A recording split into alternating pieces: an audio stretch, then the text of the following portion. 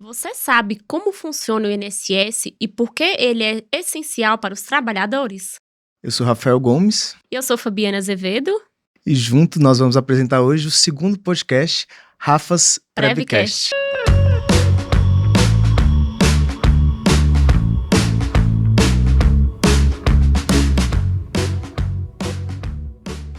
Bom, hoje vamos trazer informações essenciais para os nossos segurados, informações de como funciona o processo do INSS, como dar entrada em processos do INSS, nos benefícios, qual a forma de contribuir, qual a maneira mais correta. E, para começar, você quer iniciar, Rafa?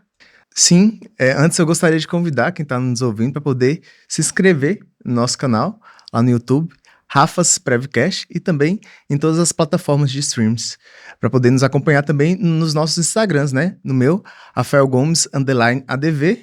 E no meu, fabianazevedo.advocacia. Lá vocês vão acompanhar a rotina diária, né, de uma advogada previdenciarista e também vão ter informações, atualizações sobre a INSS. Fábio, eu acho que a primeira coisa que a gente precisa esclarecer para quem está nos ouvindo é o que é segurado, né? Como diria o Globo Repórter, o que é, de onde vem, o que come. É importante a gente, logo no início, estabelecer o que é isso, o que a gente está falando, para quem que a gente está falando. Sim, claro, até porque o podcast que a gente está gravando é justamente para os nossos segurados, né, Rafa? Então explica aí para quem está nos assistindo quem é esse segurado. Bom, quando a gente fala em segurado, nós estamos falando de todas aquelas pessoas que trabalham, né, e que estão vinculadas ao INSS, ou que em tese deveriam estar vinculadas ao INSS. E aí tem aquela pessoa que trabalha por CLT, que é um dos vinculados via CLT. Nós temos ainda aquele que contribui de maneira individual, aquele que contribui de maneira facultativa, e nós ainda temos aquelas pessoas que estão vinculadas aos regimes próprios. Então a gente tem os segurados do INSS, que é para quem a gente vai falar hoje, né? Depois nós teremos um programa para poder falar do regime próprio, mas são as pessoas, em tese, né, em síntese, são aquelas pessoas que exercem alguma atividade remunerada de maneira formal. Sim, é interessante que você falou e você citou sobre regime geral e regime próprio. Tem diferença de um regime para outro? Qual que o INSS está vinculado? Explica melhor para a gente, Rafa. Bom, quando a gente fala em regime geral, em previdência social, a gente está geralmente se referindo ao regime geral, que é ao INSS, esse é qual todos os trabalhadores eles estão se vinculados.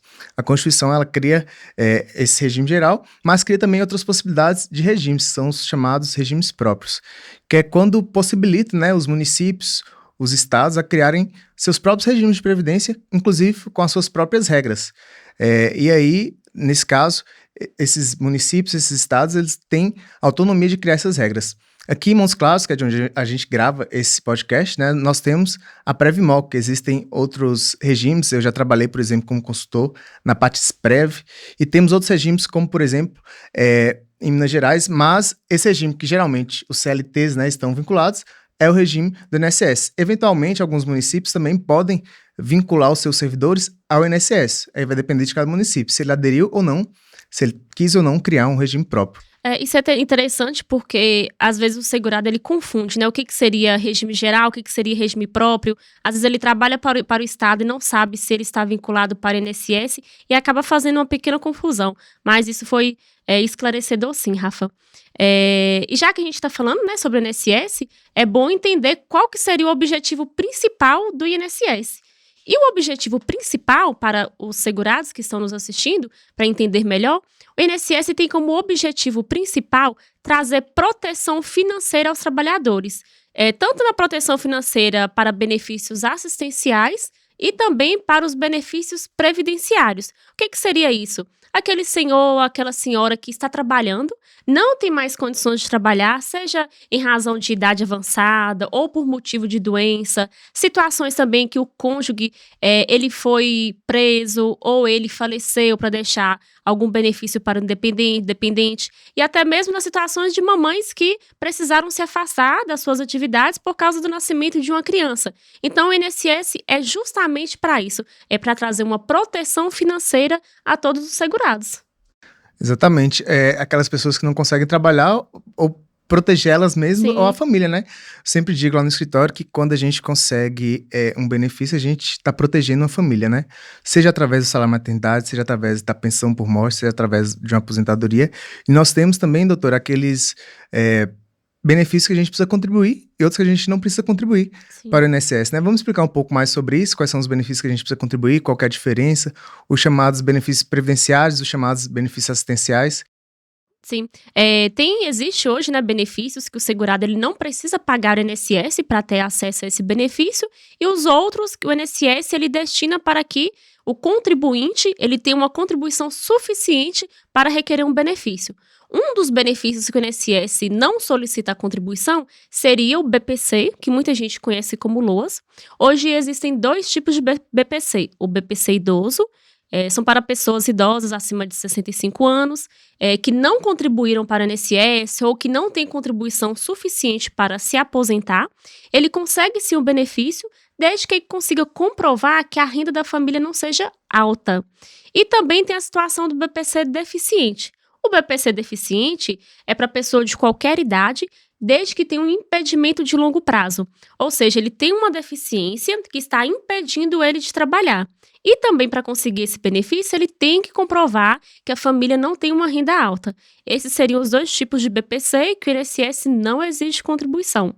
Outro tipo de benefício, outro tipo de situação que o INSS não exige a contribuição seria nos casos de trabalhador rural. Antes da gente explicar, né, é melhor entender quem que seria esse trabalhador rural, né, Rafa?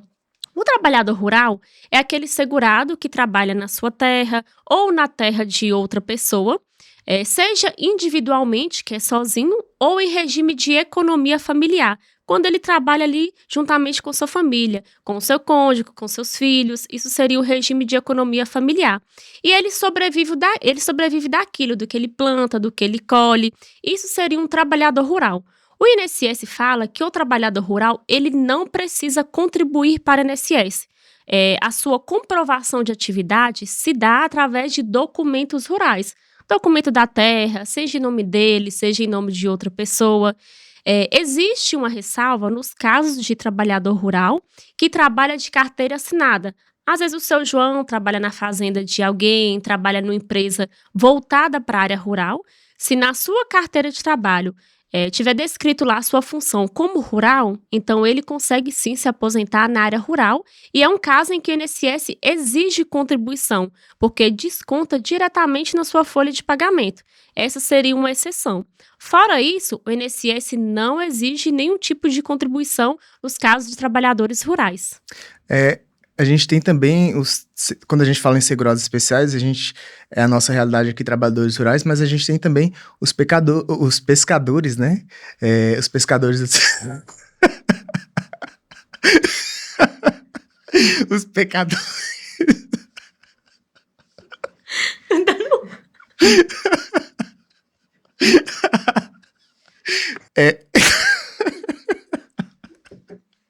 Calma, eu tenho que concentrar. Ela começou a rir.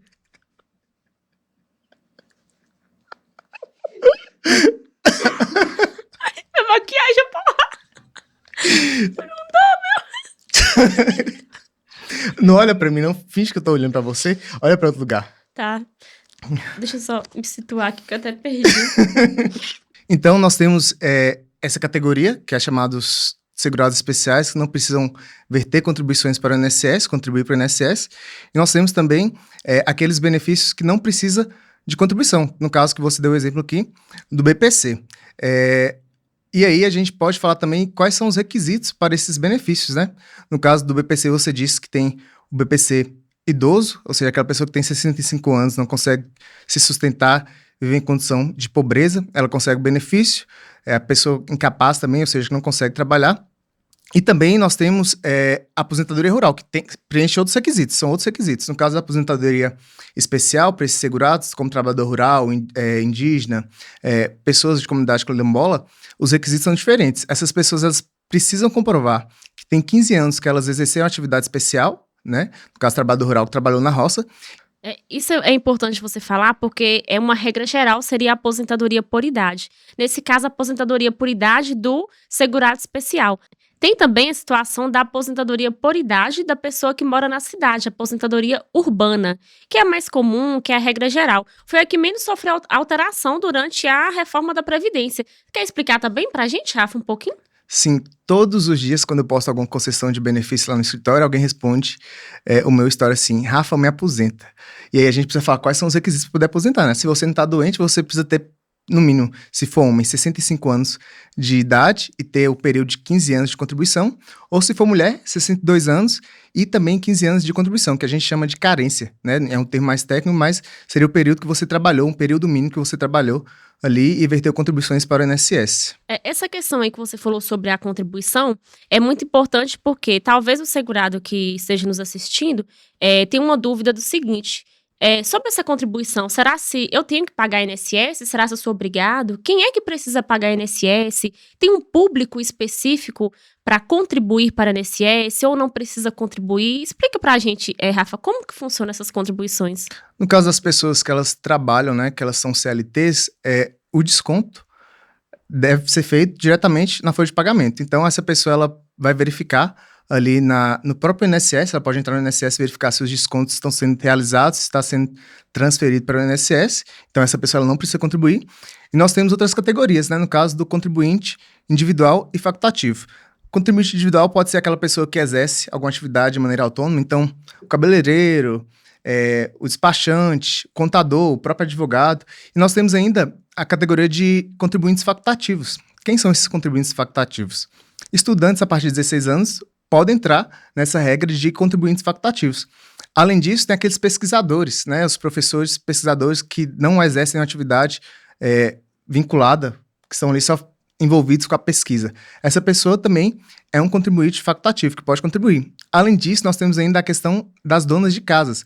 E aí tem uma contribuição específica, né? Com a alíquota menor, desde que ela preencha alguns requisitos, que é ter o CAD único atualizado sempre e também, de fato, ter baixa renda. E legal essa questão do contribuinte facultativo, é porque ele não é obrigado a pagar o INSS, né? As outras categorias, sim, têm a obrigatoriedade de pagar. O CLT, o autônomo, né, que é o contribuinte individual, todos esses, eles têm que pagar INSS. No caso de facultativo, não. O facultativo, ele não é obrigado. A palavra já diz, né? Ele tem a faculdade de pagar INSS, que seria o estudante, como você mencionou, a dona de casa. Ele tem a faculdade de pagar, porque se ele pagar, ele vai sim conseguir um benefício no INSS, não é, Rafa? Exatamente. Então, todos esses que a gente falou aqui, né, são segurados. Então, se você que está nos assistindo, você exerce alguma atividade remunerada com vínculo trabalhista, né? Você é segurado. Se você é autônomo, você pelo menos deveria ser segurado. E isso é bom a gente falar, doutora, porque muitas vezes a gente pensa, não vou preocupar com o INSS agora não, porque o INSS vai ser só quando eu aposentar. Eu nem sei se eu vou aposentar, eu já atendi clientes que trazem pra gente essas dores, essas preocupações, que são válidas, mas o INSS não é só para aposentadoria, né, doutora? Sim. Tem outros benefícios que também podem ser utilizados, podem ser requeridos no INSS.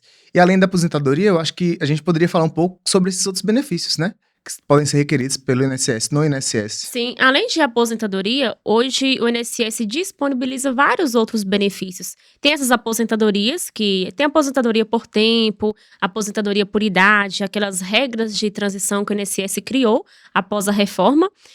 Mas também temos aposentadoria por invalidez, que atualmente é conhecido como aposentadoria por incapacidade permanente. Temos o auxílio-doença, também conhecido como auxílio por incapacidade temporária, auxílio-acidente, auxílio-reclusão, salário-maternidade. Então, são N benefícios que o INSS oferece ao segurado. Por isso que a gente fala, e que Rafael falou que agora, não deixar de contribuir, não deixar de passar a saber sobre os seus direitos. Talvez você ache que você nunca vai precisar de um amparo do INSS, de uma proteção do INSS, mas é bom sim procurar saber as formas de contribuição para, se porventura você precisar, você já está amparado pelo sistema do INSS. E é uma forma também, doutora, de proteger até aquelas pessoas que a gente ama, né? No caso de pensão por morte. Se a pessoa é contribuinte, se ela vier a faltar, os seus dependentes vão receber algum benefício ali.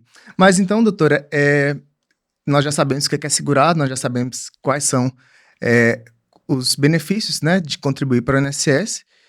Imagine que eu estou precisando requerer um benefício no INSS. Como é que a gente faz? Como é que, de repente, eu fiquei doente ou então precisei me ausentar do meu trabalho? como é que a gente faz para poder requerer esse benefício no INSS? Ótima essa pergunta, Rafa. A gente vai entrar aí sobre processo administrativo. Lembrando já de início, explicando para os nossos segurados, né? Processo administrativo é o primeiro requerimento, é onde você inicia o processo no INSS. Como que funcionava há um tempo atrás? Era necessário que o segurado ou seu advogado entrasse em contato com o INSS através do 135, ou então que fosse até a agência para agendar um dia e um horário para comparecer pessoalmente e levar toda a documentação.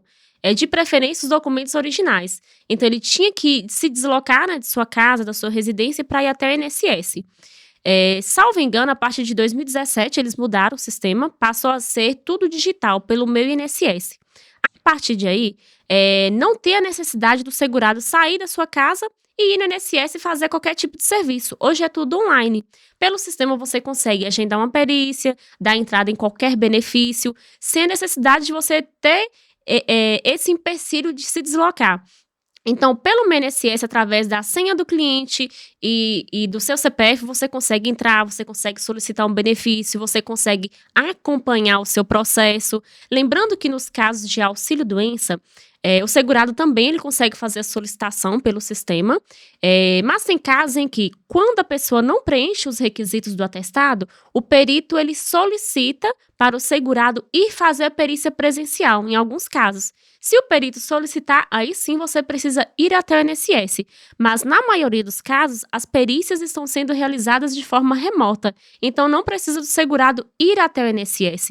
E esse avanço que o INSS teve de implantar o Meu INSS, que é o sistema digital, trouxe vários benefícios, a gente sabe, né? Tanto para o segurado quanto para o advogado, mas creio que também teve alguns desafios, né, Rafa?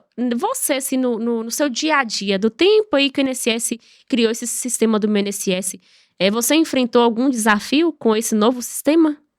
Enquanto você falava, eu estava lembrando que da minha época de estagiário, como que mudou. A gente começou o estágio lá em 2015, e aí eu sei que você também começou primeiro no INSS, depois em escritórios, mas a gente tinha que levar 1 milhão de papéis para o INSS. Enfrentar filas, né? Exatamente. Para o INSS verificar se era verdadeiro, né? E aí eu lembro que a gente chegava lá com as atas de associações, tinha que escanear tudo, ou então às vezes com as cópias das atas, né, de associações, e hoje, pelo Meu INSS, facilitou demais. Tanto na questão de cruzamento de dados, né? Nós temos a questão de cruzamento de dados. Então, por exemplo, se hoje a pessoa trabalha, os dados previdenciários delas já estão lá na carteira de trabalho. Não precisa mais de levar a cópia da carteira. Já há um cruzamento. Além disso, questão de trabalhadores rurais. Se o trabalhador rural ele tem DAP ou CAF, então quando vai requerer um benefício, já faz o cruzamento de dados e consegue puxar ali a qualidade segurada dele. Mas em relação às dificuldades, as maiores dificuldades são de operação mesmo do sistema. O sistema cai demais, né? Inconsistente, né? Inconsistente. Agora, essa digitalização que antes era feita no INSS, que eu falei, a gente precisa fazer no escritório. E tem também uma questão de limitação do tamanho desses documentos, né? Eu acho que essas são as principais dificuldades. A gente tem outras dificuldades de ordem de segurança, como, por exemplo, a senha do Meu INSS. Quando a gente fala em senha do Meu INSS, é importantíssimo o segurado, né? E hoje todos nós precisamos do Meu Gov para poder movimentar, mas a pessoa saber qual que é a senha do Gov dela e manter o advogado informado. É porque às vezes o segurado, Rafa, ele acha que senha do INSS é uma e senha do Gov é outra. Então, às vezes ele passa a senha pra gente achando que é só do INSS e depois cria ou altera outra senha achando que não vai atrapalhar o processo e acaba bloqueando o acesso do advogado, né? Isso, e às vezes a gente precisa cumprir algumas exigências, né? Sim, e sem acesso a gente não consegue. Exatamente. Mas eu acho que a maior problemática disso também são as possibilidades de fraudes, né, que acontecem, que podem acontecer. Por isso que eu digo que é importante o segurado ele ter zelo pela sua senha do Meu INSS, pela senha do Gov. Porque através de lá, você também consegue autorizar, no caso de golpistas, consegue autorizar empréstimos, o que é muito perigoso. De qualquer forma, apesar dessas dificuldades, eu vejo que a gente tem muito a ganhar com essa utilização de tecnologia no Poder Judiciário. Hoje nós já temos, inclusive, o deferimento e indeferimento de benefícios feito por robôs, né? E aí o advogado que conhece disso, ele já está à frente. Então, eu acho que a tecnologia, ela veio sim para poder nos ajudar, ela é uma ferramenta que vai ajudar demais o estagiário, vai ajudar o advogado, vai ajudar o servidor, os próprios juízes, inclusive essa semana foi publicada uma portaria que possibilita a utilização de inteligência artificial no Poder Judiciário, né? O CNJ já regulou isso e já é uma realidade também do INSS. Então, eu acredito que as vantagens são maiores que as desvantagens. Tem até uma ressalva aqui que eu queria deixar, que às vezes a gente encontra um pequeno desafio nisso, que seria sobre a fila nacional. O que seria a fila nacional? Há um tempo atrás, quando a gente dava entrada em um benefício, o processo era analisado na agência de onde a pessoa reside. Então, se eu der entrada no processo que o cliente é de Montes Claros, seria o próprio servidor de Montes Claros que iria analisar. Só que eles mudaram isso, eles criaram uma fila nacional. O que seria isso? É quando a gente dá entrada no processo, por mais que o segurado reside na sua cidade, lá, por exemplo, em Montes Claros, o seu benefício pode ser analisado por qualquer servidor de qualquer lugar do Brasil. Então, antes a gente conseguia ir até o INSS e conversar pessoalmente com o servidor que estava analisando o processo. Hoje, infelizmente, a gente não consegue mais. Então, se a gente tem alguma dúvida, se algum documento ficou, de certa forma, inconsistente ou errado, a gente conseguia conversar com o servidor, a gente conseguia tentar agilizar de alguma forma. Agora, com essa distância de qualquer servidor, de qualquer lugar do Brasil, infelizmente, a gente não consegue ter esse contato mais com o servidor. Então, de certa forma, a gente sentiu um pouco, porque esse contato com o servidor ajuda muito no desenvolvimento do processo, ajuda na hora da gente formular e juntar uma documentação correta, né, Rafa? Exatamente. Por outro lado, nós temos também a criação do INSS para o advogado, que também para a gente ajudou demais. Sim. Nós conseguimos fazer alguns requerimentos que na agência não podem ser feitos. De qualquer forma, a gente consegue marcar não para poder tratar de um objetivo ou de um benefício específico, mas para poder tirar algumas dúvidas com os servidores através do guichê virtual, que nos ajuda também demais. Além disso, nós temos aquele canal de atendimento exclusivo para o advogado.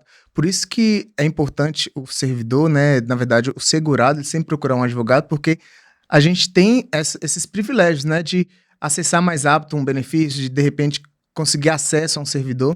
De fato, a gente não consegue despachar sobre um processo específico, falar uma peculiaridade, até porque a gente não sabe qual o servidor que está analisando. Mas cumprir exigência, tudo a gente consegue hoje pelo INSS do advogado. Doutor, então, eu dei entrada no benefício. Quais que são os caminhos que pode acontecer no INSS? Vou lá, dou entrada no INSS do advogado, então pelo meu INSS, e o que pode acontecer? Pode faltar documentos? O que acontece se faltar algum documento? Acontece muito, principalmente quando o segurado dá entrada sozinho, né, sem o auxílio de um advogado, de faltar documentos. Quando falta documentos, o INSS exige, né, uma carta que chama carta de exigência. Nesse documento vem falando o que o INSS precisa de documentos, como, por exemplo, uma identidade, um documento rural, uma certidão de nascimento, enfim, algum documento que o segurado deixou de anexar. Se estiver faltando, é claro, o INSS vai entrar em contato tanto através do e-mail que o segurado deixou, quanto através do seu telefone, e o segurado ele tem um prazo de até 30 dias para juntar esse documento. Decorrido esse prazo, infelizmente, o seu processo é fechado, indeferido por falta de cumprimento de exigência.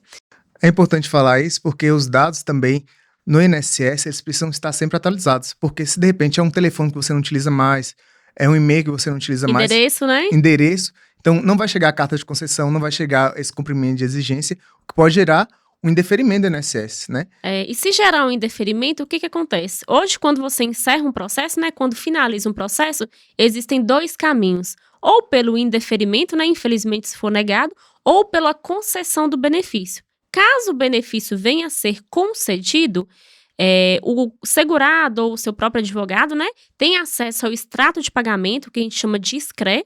No extrato de pagamento, vem descrevendo qual que é o banco, o endereço certinho do banco, qual que é a data de pagamento, qual que é o valor que o segurado vai receber. Sendo concedido, ele vai pegar essa cartinha de concessão e levar até o banco para fazer o saque. Mas tem casos em que, infelizmente, é negado, né, Rafa? Quando é negado, fala para o nosso segurado o que ele tem que fazer. Sim, nós temos então, é importante a gente lembrar que nós estamos falando do primeiro momento em que o benefício é requerido, que é na agência mesmo do INSS. Então, tem essas possibilidades de abrir uma exigência, a gente cumprir a exigência do benefício ser indeferido, e quando o benefício ele é indeferido, ou seja, ele é negado, né, como popularmente a gente fala, a gente tem duas opções. A primeira é recorrer na via administrativa e a segunda é ir para a via judicial.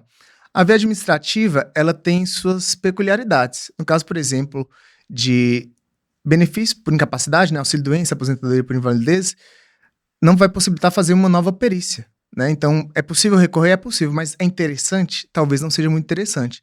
E, por outro lado, a gente tem a via judicial. Aí sim, eu acredito que, dependendo de cada caso, óbvio, a gente precisa analisar isso, por isso que os advogados previdenciaristas são importantes, né, para definir qual vai ser a melhor técnica de atuação, mas a via judicial é interessante porque a gente pode fazer uma nova perícia, por exemplo, que vai ser com um médico que não é do INSS, vai ser um perito judicial, um perito designado pelo juiz. A gente vai poder produzir provas, né? Principalmente nos casos de rural, né, Rafa? Que a gente consegue fazer uma audiência, levar testemunha, conseguir comprovar a atividade rural. Até porque a gente sabe que o trabalhador rural, infelizmente, muitos não têm documentos para comprovar. Então, é através da via judicial, é através de uma audiência, que a gente vai conseguir comprovar que aquela pessoa realmente foi trabalhadora rural. Por isso que a gente sempre vai pela via judicial, porque através de lá a gente vai conseguir produzir melhores provas, né, para comprovar. Exatamente. Além disso, a gente consegue mostrar para o juiz, para além de um papel, né, frio, o rosto do segurado. Eu acho que muda completamente quando o juiz está ali de frente com o segurado e ele entende um pouco da vida daquele segurado. Quem que é o segurado, o que ele faz. E a audiência é essa possibilidade que a gente tem de levar o segurado até o juiz e o juiz perguntar sobre a vida dele. Vai perguntar algumas coisas do dia a dia, vai perguntar, mas vai ser a possibilidade que o próprio segurado tem de convencer o juiz que ele é segurado especial. Além disso, nas perícias, a gente tem a possibilidade de apresentar os assistentes, né, periciais. Então, eu levo um profissional que vai me ajudar na perícia para poder verificar ou não se tem de fato incapacidade, se aquele cliente meu ele está conseguindo ou não trabalhar no INSS. Tudo isso é importante. São N situações, né, que a gente consegue fazer diferente na via judicial. Além disso, né, de tudo isso, a gente tem a possibilidade de recorrer. Se mesmo assim, se eu fiz tudo isso, eu produzi provas, teve audiência, teve uma nova perícia, e mesmo assim não deu certo, a gente pode recorrer para uma segunda instância, onde 3 juízes vão analisar e vão poder reformar aquela decisão, né? Voltar atrás naquilo que um juiz só decidiu. Então, são questões de técnica, né? Por isso que é importante a gente definir com o advogado. Em alguns casos, vai ser interessante, sim, recorrer na via administrativa, no INSS, mas em outros casos, é interessante a gente já judicializar para não perder tempo também, né? Porque tempo é dinheiro, quando a gente fala em direito previdenciário. É isso mesmo, Rafa. Mudando um pouco de assunto, né? Vamos aproveitar esse espaço, esse momento, para a gente falar de alguns assuntos interessantes no INSS, alguns assuntos que estão em alta. Eu começo falando aqui, Rafa, do salário maternidade. Não sei se é do conhecimento de todos, mas teve uma alteração recentemente do STF, que é o seguinte: antes, para conseguir o salário maternidade, a mamãe ela precisava ter no mínimo 10 contribuições nos casos de contribuinte individual e facultativo. Nos outros casos em que a pessoa trabalhava de carteira assinada, não tinha necessidade de cumprir as 10 contribuições, bastava ter uma contribuição para conseguir o benefício. Então, o que o STF entendeu? Que isso seria inconstitucional, exigir 10 contribuições de uma categoria e uma contribuição de outra categoria. O INSS entendeu que seria inconstitucional e falou que deveria ser equiparado todas as classes, individual, CLT, facultativo, todos deveriam ter apenas uma contribuição. Então, isso teve uma alteração recentemente. Várias mamães já estão sendo beneficiadas por isso, por ter apenas uma contribuição, e é o mais correto, né, Rafa? Porque às vezes a pessoa contribuiu ali durante 9 meses, não conseguiu receber o salário maternidade porque faltou apenas uma contribuição, enquanto outras categorias trabalhou apenas 1 mês e conseguiu. Então, isso foi muito bom para para as mamães que precisavam receber o benefício enquanto cuidava, né, da sua criança antes de voltar a trabalhar. Então, se você que está nos assistindo está nessa situação de que contribuiu apenas um período, solicitou benefício, né, e não conseguiu, procure os seus direitos, porque você pode sim receber o seu salário maternidade, seja o salário maternidade urbano e até mesmo rural, Rafa, porque o INSS também, o STF, né, na verdade, decidiu também para as seguradas que moram na zona rural. Basta ter apenas uma prova do período rural antes aí do nascimento da criança para conseguir 4 meses de salário maternidade. É interessante esse entendimento do STF, que considera inconstitucional, porque antes as pessoas nos procuravam apenas para poder fazer o planejamento previdenciário para poder se aposentar. Hoje em dia, se a mamãe ela está grávida e ela não contribuiu, ela pode nos procurar para poder fazer o planejamento do salário maternidade. Então, aquelas mães que antes precisavam ter 10 contribuições, hoje apenas com uma contribuição ela consegue já receber o salário maternidade. Isso foi muito bom. Outra questão que chega para a gente, eu acho que quase que diariamente no escritório, e provavelmente deve chegar no seu escritório também, é questão de desconto indevido. Nossa, demais. Isso é um assunto que tá bem alta, né? Quando é concedido um benefício lá no escritório, eu sempre falo para os meus clientes para poder tomarem cuidado com as ofertas que os bancos fazem, né, quando eles vão receber o benefício. Porque, de repente, podem oferecer empréstimos sem eles saberem, podem oferecer até descontos de sindicatos, de associações. Todos esses descontos, que são considerados descontos indevidos, ou seja, aqueles descontos que eles não contrataram nenhum empréstimo, não aderiram a nenhum sindicato, a nenhuma associação, tudo isso é desconto indevido, que o segurado ele pode ter devolvido, né? Pode ser devolvido em dobro e pode, além disso, receber uma indenização. Então é importante verificar sempre lá no seu extrato se está tendo algum desconto no seu benefício, seja aposentadoria, seja auxílio-doença, até o BPC, hoje em dia é possível, né? Então é importante o segurado ele estar ligado se está tendo algum desconto e se tiver algum desconto, procurar logo um advogado para poder ter esse dinheiro restituído e também para acessar esses descontos que são indevidos. É bom ficar atento mesmo, Rafa, porque tem algumas situações em que o segurado ele não percebe que está tendo um desconto indevido, ou às vezes ele percebe que tem um desconto, só que às vezes ele acha que é um desconto de banco, uma tarifa de banco, ou alguma outra coisa e vai deixando. Às vezes fica ali 1 ano, 2 anos, já vi situações de mais de 5 anos que está descontando. Talvez esteja descontando ali R$ 40, um valor mínimo. Mas quando você vai somar, você vai colocar lá na ponta da caneta, né? Já foi um prejuízo enorme para o segurado. Então é bom sim ficar atento. Outro tema que eu acho muito interessante, que a gente está vendo sempre no escritório, é sobre visão monocular. O que seria visão monocular? É considerado visão monocular a pessoa que tem visão igual ou inferior a 20% em um dos olhos. Ou seja, ela não enxerga em um olho. Então isso é visão monocular. Em 2021, foi sancionada uma lei que considera visão monocular como uma deficiência visual. Então, o que isso quer dizer? Trouxe um avanço muito importante para quem tem essa deficiência para conseguir benefícios no INSS. E quais seriam esses benefícios? Hoje o INSS disponibiliza benefícios para pessoas, né, que têm visão monocular, que seria aposentadoria por invalidez, também conhecida como aposentadoria por incapacidade permanente, auxílio-doença, também como auxílio por incapacidade temporária, e aposentadoria da pessoa com deficiência. Então, se você tem visão monocular ou conhece alguém que tem esse tipo de deficiência, procure um especialista. É bom você ir ao médico, fazer o exame para constatar a sua deficiência e requerer o benefício. Para você conseguir ter uma capacidade plena, você precisa enxergar, né, Rafa, dos 2 olhos, você ter uma visão 100%. A partir do momento que essa visão ela é reduzida, você não consegue entregar um trabalho total de qualidade com a pessoa que tem uma visão 100%. Então, se essa capacidade sua visual ela foi reduzida, a lei veio justamente para isso, para amparar essas pessoas. Infelizmente, hoje a gente sabe que tem empresas que não contratam pessoas dessa forma, né? Então, a pessoa às vezes deixa de trabalhar em algum serviço, ou consegue o serviço, mas não consegue entregar o serviço de qualidade, justamente porque a sua capacidade visual ela foi reduzida. Então, procure os seus direitos, que você consegue sim receber um benefício previdenciário em decorrência da sua deficiência. Outro assunto também que chega para a gente demais no INSS é a contribuição acima do teto. Muitos médicos nos procuram, muitos professores de ensino superior nos procuram, porque tem 2 empregos, né? Ou até mais de 2 empregos, quando pega alguns plantões, e aí a contribuição ultrapassa o teto. Então, aquelas pessoas que recebem geralmente mais de R$ 7.000, em torno de 8 mil, enfim, elas conseguem restituir esse valor que contribuiu a mais. Até porque, é interessante a gente falar isso, porque esse valor ele não vai ser restituído, né, doutora? Existe o teto do INSS, e se a pessoa contribuir a mais, não tem por que esse dinheiro ficar para o INSS. E graças a um processo administrativo que é bem rápido, inclusive a gente pode requerer a restituição desse valor. Então, aqueles valores que são contribuídos a mais do que o teto do INSS podem ser restituídos. Quem que geralmente tem essas contribuições a mais?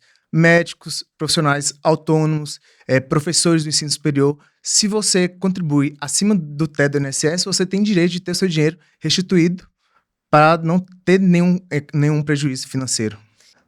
Fábio, então nós chegamos a um momento muito importante do nosso podcast, né, que é o bloco Fala Aí Segurado, que é a oportunidade que a gente tem de trazer a participação dos segurados.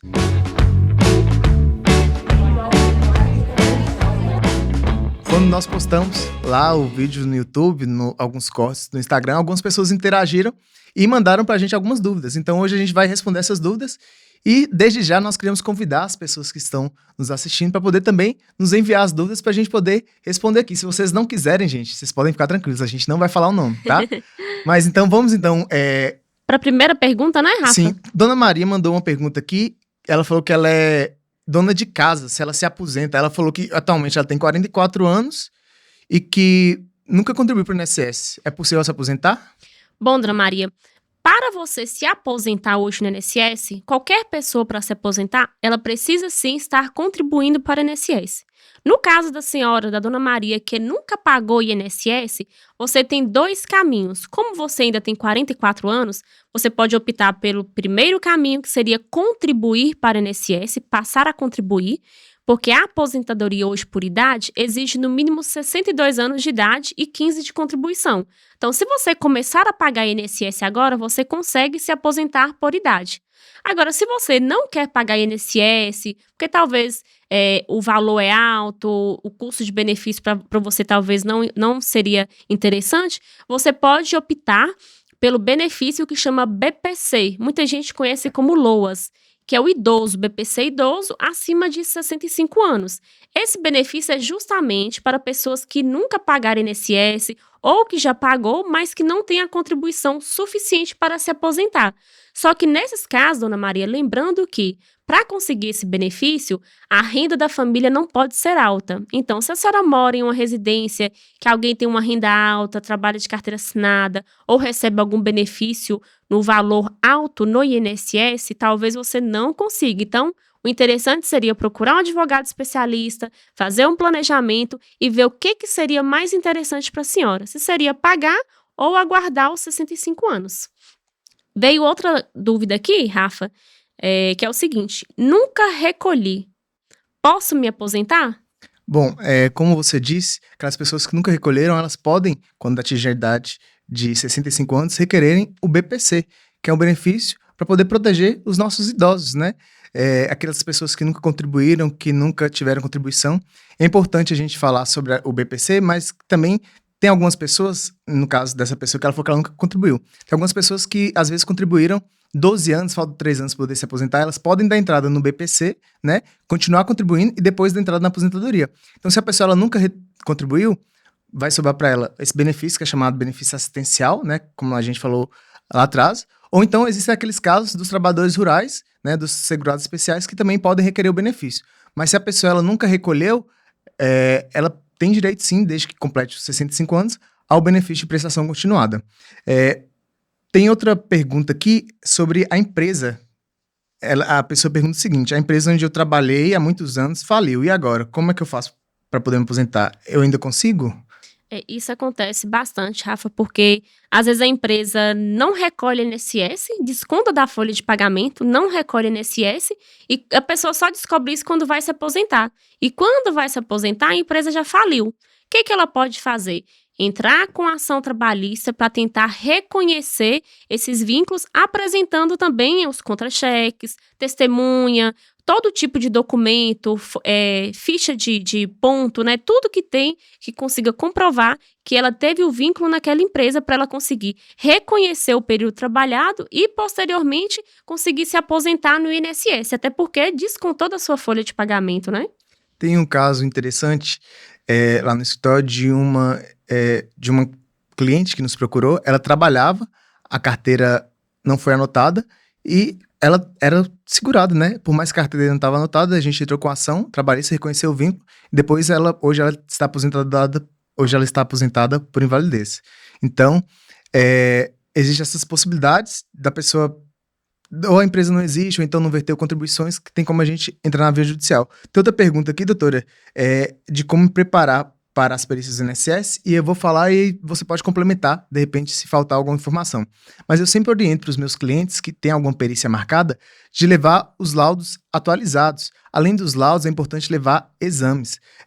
Laudos atualizados e também aquele laudo desde quando você deu a entrada. Por que eu estou falando isso? Às vezes, a gente dá entrada no benefício e se marca uma perícia, né? Demora marcar essa perícia para a pessoa ir lá no INSS. Então, é o que a gente chama de laudo de continuidade, né? Que vai provar que aquela doença, aquela incapacidade permaneceu durante muito tempo. Então, de repente, durou 2, 3 meses para poder marcar a perícia presencial. É importante pegar um laudo mais recente e levar também os exames, porque é através do exame que o médico vai ver se de fato há ou não incapacidade. Lembrando, exames recentes. É importante que os exames sejam recentes e, além de tudo, que sejam documentos que estejam legíveis, né? Outra dica que também, só complementando aí, Rafa, é chegar com antecedência. O que a gente mais vê é os segurados chegando em perícia atrasados. Infelizmente, alguns peritos do INSS não atendem segurados atrasados. Então, a gente já orienta, chega com no mínimo 15 minutos de antecedência, porque pode ocorrer algum acidente na estrada, algum outro atraso, o carro pode quebrar, algum outro imprevisto, e você acaba perdendo sua perícia e remarcando para uma data bem longe. E aí você vai ter que providenciar outros documentos médicos. É só mais gasto que vai tendo, né? Outra questão também, ainda falando sobre a questão da perícia, é sobre se pode levar ou não acompanhante, né? São raros os casos que podem levar acompanhantes.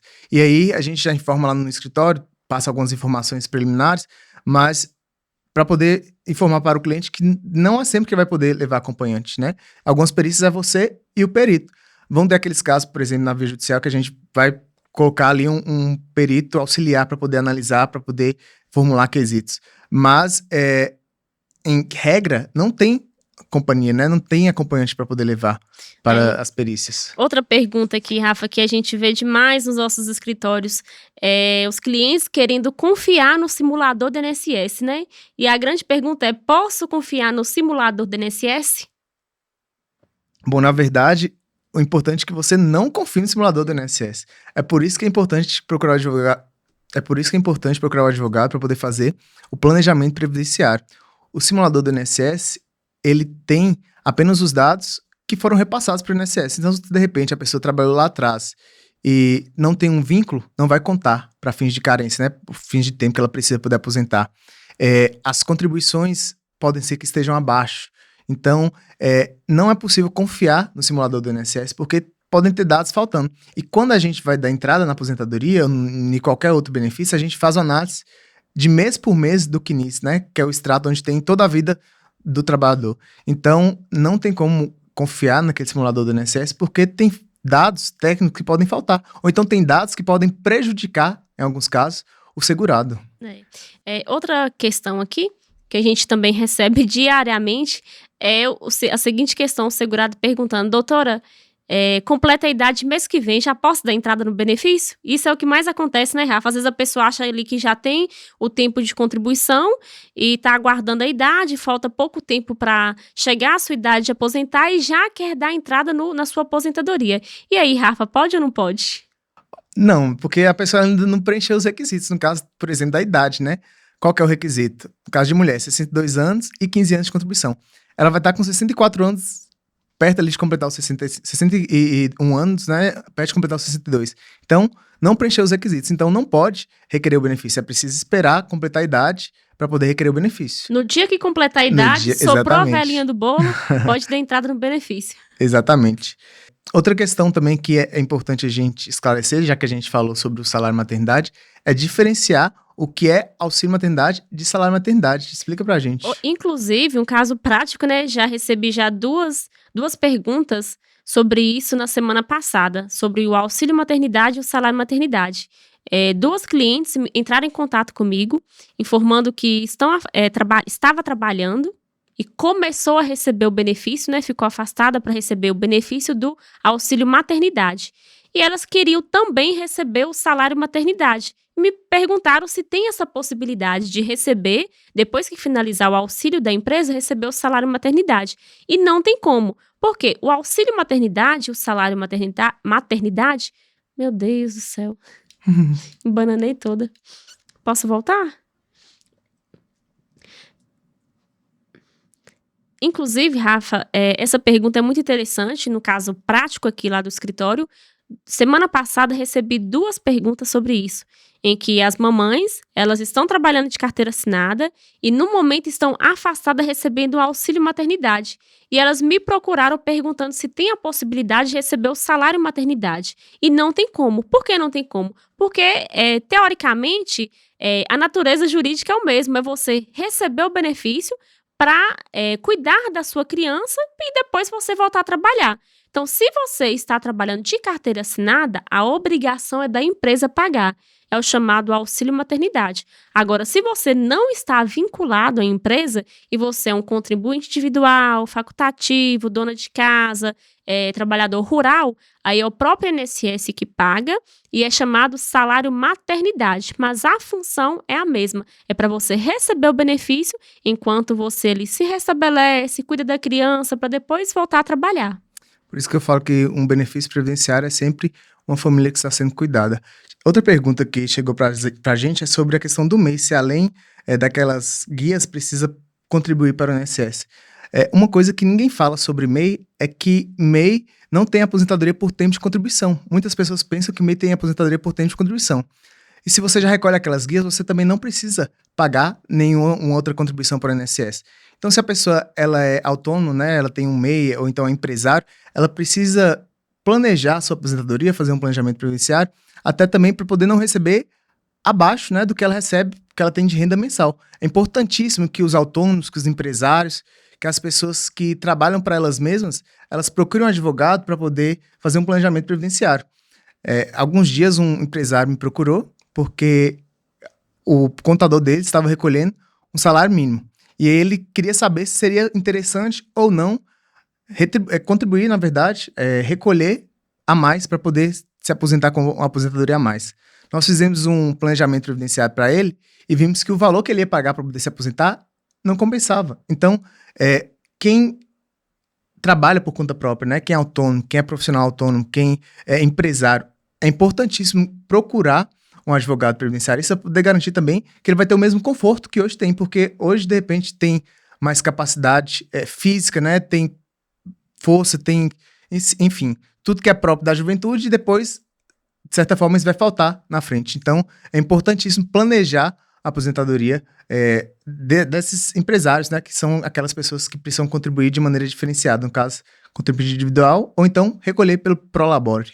Chegamos então, Fábio, ao final do nosso podcast. Nós queremos agradecer a cada segurada que nos escuta, que nos assiste, pela presença. Queremos convidar mais uma vez para poder nos seguir nas redes sociais, seguir o nosso canal, né, no YouTube, Rafas Prevcast.